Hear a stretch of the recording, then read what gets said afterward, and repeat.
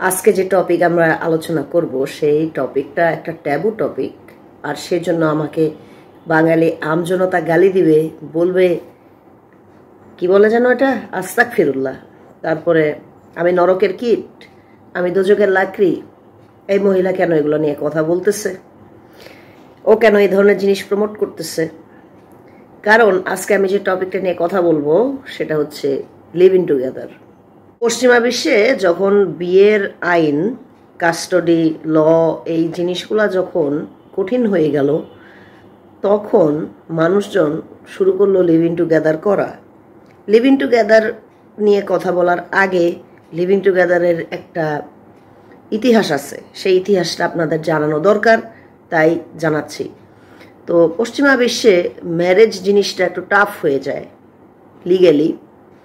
ওদের যে আইন, যে ডিভোর্স হয়ে গেলে অটোমেটিক্যালি বাবার যত সম্পত্তি, মানে স্বামীর যে সম্পত্তি, সেটা বউ অটোমেটিক্যালি 50% পেয়ে যাবে, এবং এখানে এছাড়াও অ্যালিমনি দিতে হবে সারা জীবন বউকে।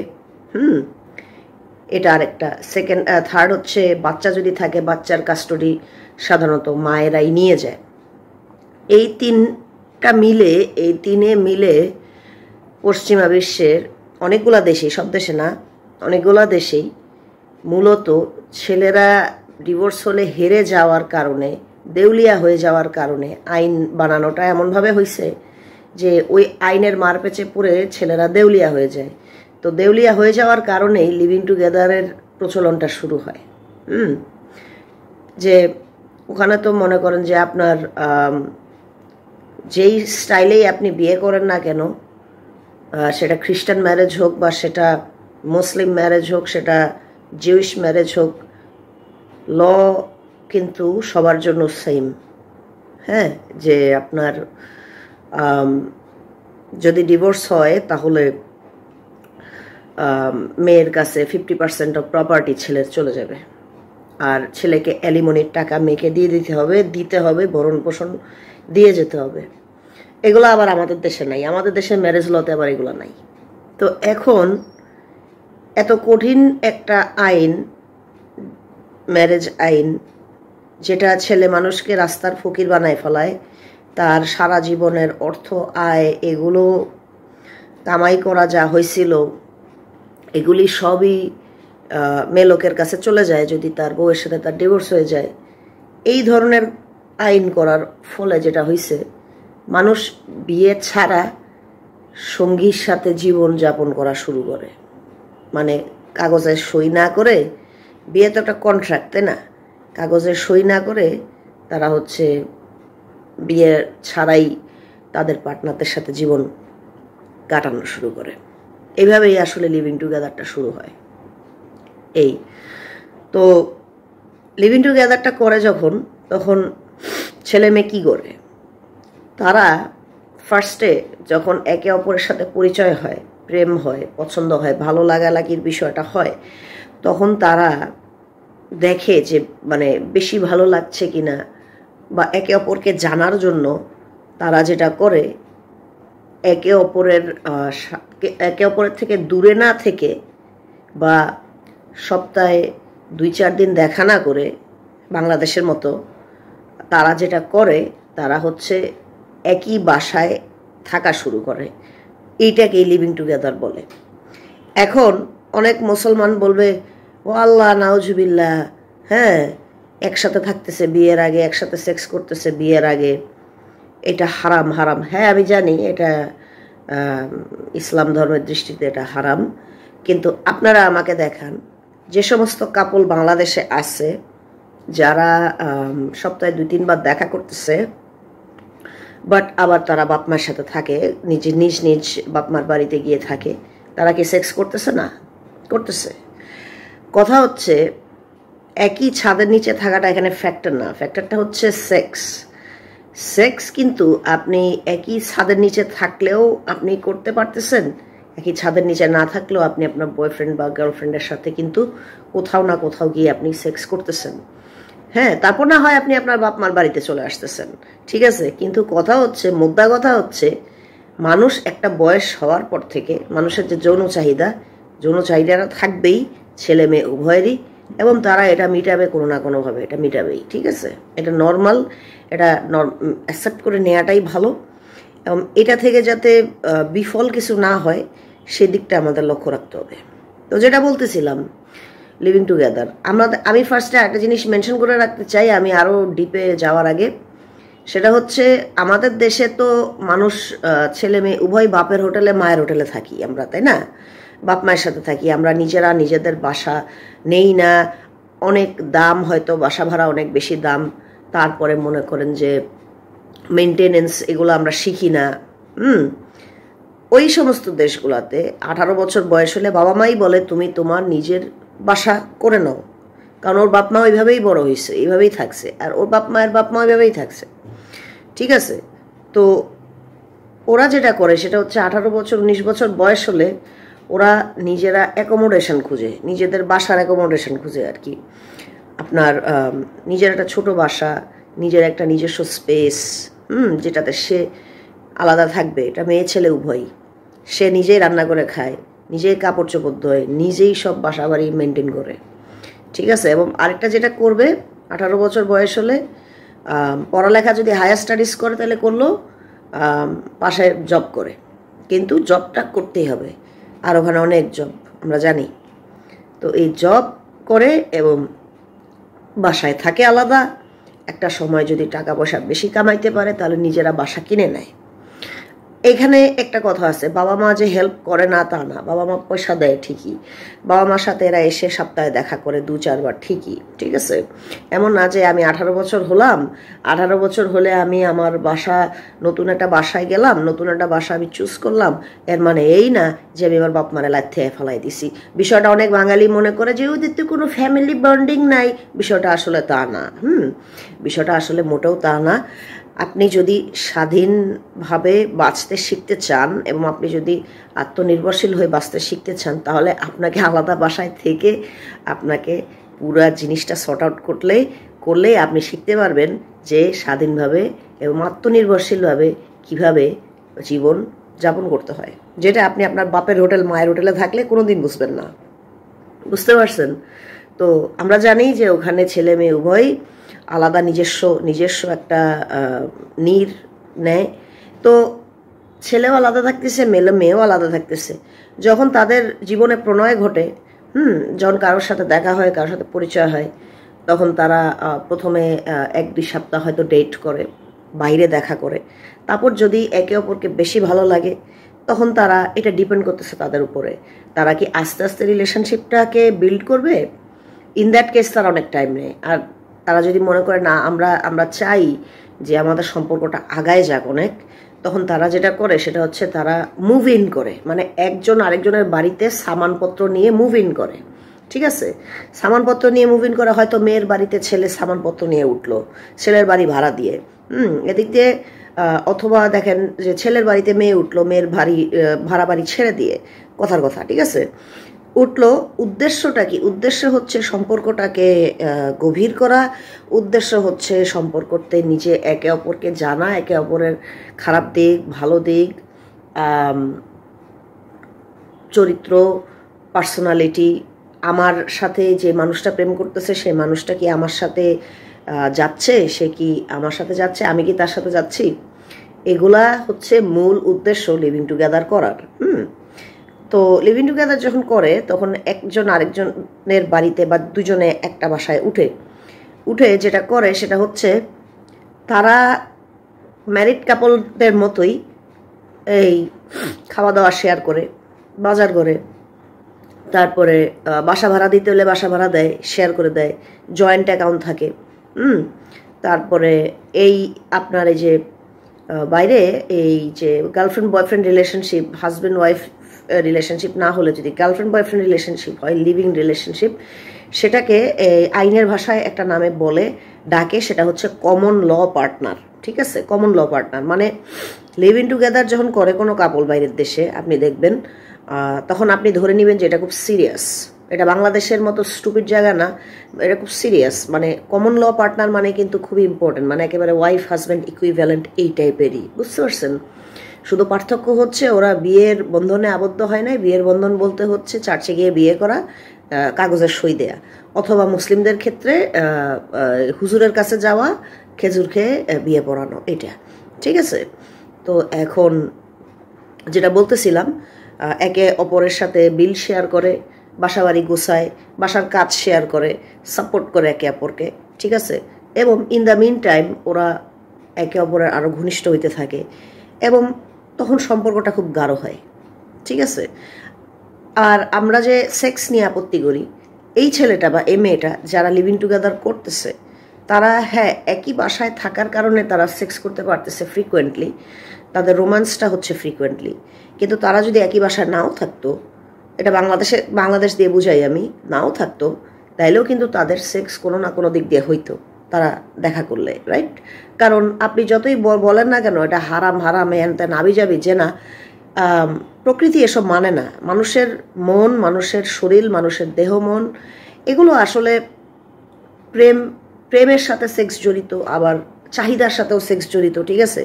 তো স্বাভাবিক জিনিসকে আসলে ইগনোর করে থাকা কিন্তু বাস্তবিক অর্থে যায় না।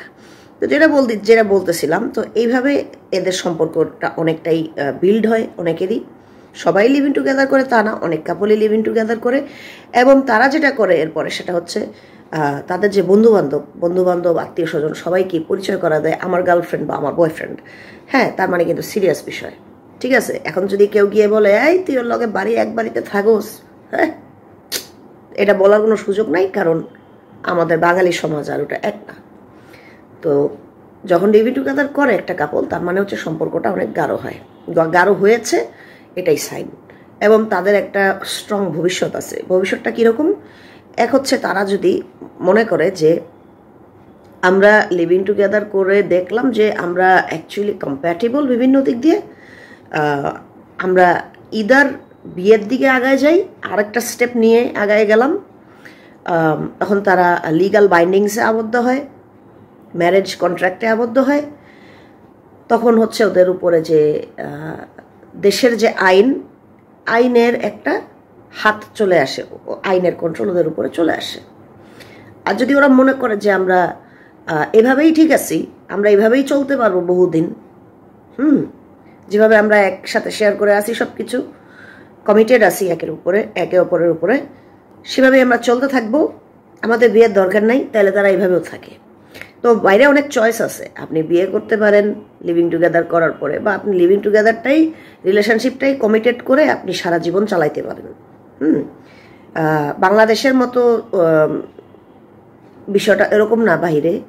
বাংলাদেশ তো আসলে দুইমুখী সোসাইটি, সবই চলে, কিন্তু উপর দিয়ে তারা মানতে চায় না কিছুই। তো বাংলাদেশে যেমন বিয়ে করেই সেক্স করার লাইসেন্স পায় মানুষ, বা দেখায় অন্তত যে এটাই লাইসেন্স আমার, বাইরে তো এরকম না। বাইরে they are open and honest about it, যার জন্য ওদের জটিলতা কম জীবনে। তো যেটা বলতেছিলাম, এভাবেই থাকে। হয় তারা বিয়ের দিকে আগায় যায়, ইন দ্যাট কেস তারা একটা হয়তো সিভিল ম্যারেজ করে, বা যারা একটু খ্রিস্টান ধর্মের তারা খ্রিস্টান ম্যারেজ করে নেয়, বা যারা অন্য ধর্মে তারা অন্য ম্যারেজ করে নেয়।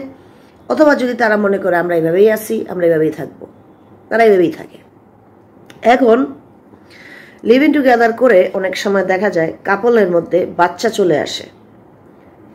এইখানে অনেকে বলতে পারে যে বিয়ে বহির্ভূত বাচ্চা কেন, এটা তো বাস্টার্ড। হ্যাঁ, আমাদের ধর্মের দৃষ্টিতে এটা ঠিক না, ইসলাম ধর্মের দৃষ্টিতে এটা ঠিক না, এটা বাংলাদেশের সোসাইটিতেও এটা গ্রহণযোগ্য না। কিন্তু বাস্টার্ড কথার ডেফিনেশনটা কি? ডেফিনেশনটা হচ্ছে একটা সন্তান, একটা ছেলে বা একটা বাচ্চা ছেলে বা একটা মেয়ে, যার বাপকে কেউ জানে না, বাপের পরিচয় কেউ জানে না, ঠিক আছে? এটা হচ্ছে বাস্টার্ডের ডেফিনেশন। তো এখন একটা ছেলে আর একটা মেয়ে যখন লিভ টুগেদার করতেছে, একটা কাপল হয়েছে, একটা কমিটেড কাপল হয়েছে, তখন তাদের মধ্যে যখন তৃতীয় ব্যক্তি চলে আসে, বাচ্চা চলে আসে, তখন সেই কাপলটা যদি মনে করে যে আমরা বাচ্চা ফেলবো না, আমরা বাচ্চা রাখবো, বাচ্চাকে বড় করব, বাচ্চাকে ভবিষ্যৎ দিব, এবং বাপ তার পরিচয় দিবে, অবশ্যই মা তার পরিচয় দিবে, ফেলে দিবে না, তখন কিন্তু টেকনিক্যালি স্পিকিং, বাই ডেফিনেশন, এই বাচ্চাটা যার বাপেরও পরিচয় আছে, মায়েরও পরিচয় আছে, হ্যাঁ, সেই বাচ্চাটা কিন্তু টেকনিক্যালি স্পিকিং বাস্টার্ড হয় না।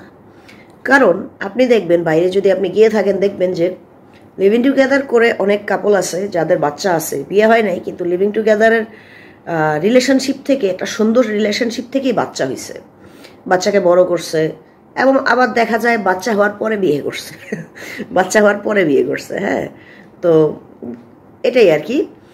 বাচ্চা হয় যখন আপনার লিভিং টুগেদারে থাকার পরে দেখা গেল 1-2 বছর পরে বাচ্চা হয়েছে বা বাচ্চা একটা আসছে ফেটে, তখন সেই কাপলটা যখন দায়িত্ব নেয় বাচ্চাটাকে জন্ম দেয়, তাকে ভরণ পোষণ দেয়, বাবা তার পরিচয় অবশ্যই দেয়, কেন দেবে না, তাই না?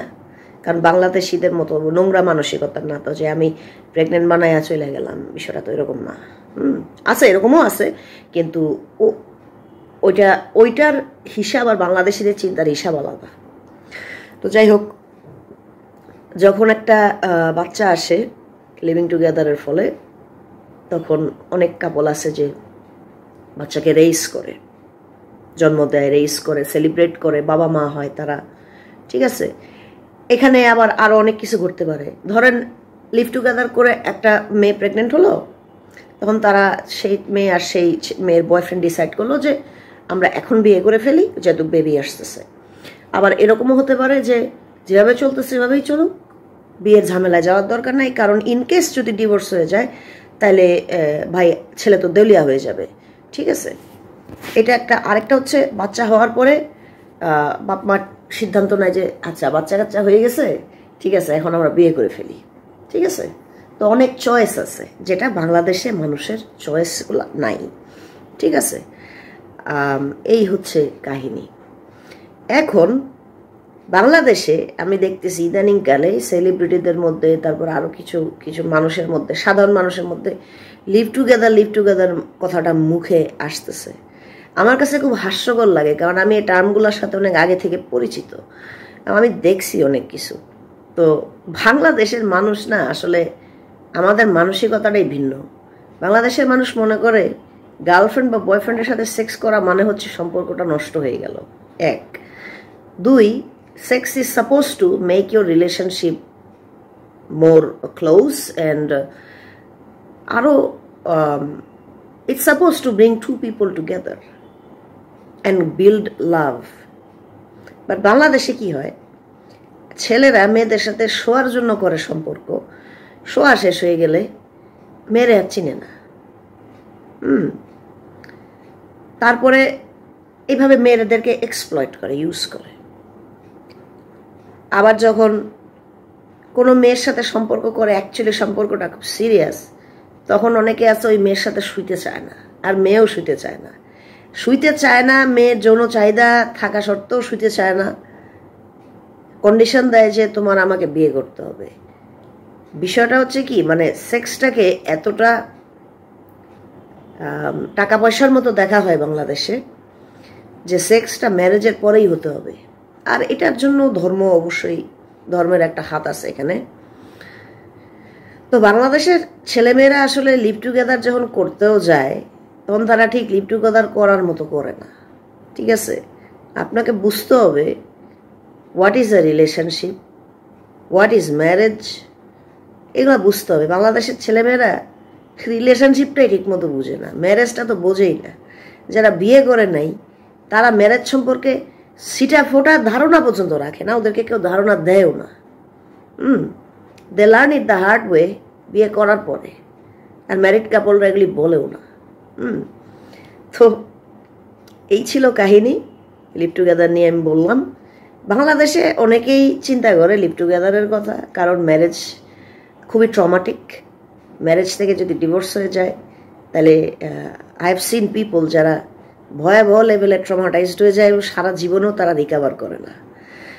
তো in this case live together can be a very good option, but you have to know how to keep a relationship, how to respect your relationship, how to stay committed in a relationship. তোমরা একই বাসা নিচে থাকলে সম্পর্কটা অনেক সুন্দর হবে, কিন্তু আবার ঝগড়াও হবে, ঝগড়াঝাটি হবে, কিন্তু তোমাদেরকে ঝগড়া মিটাই ফেলতে হবে। হ্যাঁ, just like marriage. So live together কিন্তু অনেকটা ম্যারেজের মতো, রুলস অ্যান্ড রেগুলেশনসটা। জাস্ট এখানে পার্থক্যটা হচ্ছে ওই যে ম্যারেজের সময় যে ঘটা করে অনুষ্ঠান করে সাইন করা হয়, সাইন করেছে একটা ল অ্যান্ড অর্ডারের আন্ডারে আসা হয়, এই ল অ্যান্ড অর্ডারের আন্ডারে লিভ টুগেদারে আসে না। কিন্তু হাওয়েভার তোমার সম্পর্কটা রেকগনাইজড হবে, তোমার সম্পর্কের ব্যাপারে মানুষজন জানবে, তোমার সম্পর্কের ব্যাপারে ফ্রেন্ডস অ্যান্ড ফ্যামিলি জানবে, তুমি তোমার গার্লফ্রেন্ড বা বয়ফ্রেন্ডকে হাইড করে রাখবা না, যেহেতু তোমরা এক বাসায় থাকতেছো। It means it's a very serious thing. তো বাংলাদেশের পোলাপান হয়েছে রিলেশনশিপ বলতে বুঝে ফোনে কথা বলা, সপ্তাহে একদিন দেখা করা, হ্যাঁ, আর ব্রেকআপ হয়ে গেলে তারা মনে করে যে ও জীবনের সব শেষ। মানে ওরা অল্প একটু ব্যথা পেয়ে, অল্প একটু এক্সপিরিয়েন্স করে ওরা এইরকম একটা আচরণ করে বাংলাদেশের পোলাপান, যে না জানি কি। তো যাই হোক, আপনারা যারা লিভ টুগেদারের কথা ভাবতেছেন তাদেরকে বলবো যে লিভ টুগেদার সম্পর্কে ভালোভাবে জানেন, গুগলে ভালো করে জানেন। আর ম্যারেজের কথা যারা চিন্তা করতেছেন তারা ম্যারেজটা কি সেটা আগে ভালো করে জানেন, তারপরে আপনারা ডিসাইড করেন আপনারা লিভ টুগেদার করবেন নাকি লিভ টুগেদার করবেন না। তো সবশেষ আমি এটা বলতে চাই যে আমাকে যদি কেউ জিজ্ঞেস করে যে ধর্মীয় দৃষ্টিকোণ থেকে, মূল্যবোধের দৃষ্টিকোণ থেকে লিভ টুগেদারটা কি, আমি আবারও বলছি, আগেও বলছি, এখনও বলবো যে ভাই লিভ টুগেদার আপনি করেন বা না করেন, মানুষ কিন্তু সেক্স করতেছেই। তো আমি সেক্স যেখানে করতেছি সেখানে আমি একটা ছাদের নিচে আমার পার্টনারের নিয়ে থাকলে সমস্যাটা কোথায়? আমি তো কোনো সমস্যা দেখি না, কোনো পার্থক্যও দেখি না, ঠিক আছে? তো আমার দৃষ্টিতে এটা একটা অপশন, এটা একটা ভালো অপশন হতে পারে ফর পিপল যারা সম্পর্ক চায়, সম্পর্ক নার্চার করতে চায়, ভালো সম্পর্কটা চায়। বাট ধরেন অনেকে বিয়ে করতে ভয় পাচ্ছে বা বিয়ে করছে আগে হয়তো, কিন্তু তাদের ডিভোর্স হয়ে গেছে, হ্যাঁ, বা মনে করেন যে ম্যারেজে বিশ্বাস করে না, অনেকে আছে যে ভালোবাসা হতে গেলে, ভালোবাসা থাকতে গেলে ম্যারেজের প্রয়োজন নাই, এরকমও আছে, এই টাইপের মানুষও আছে।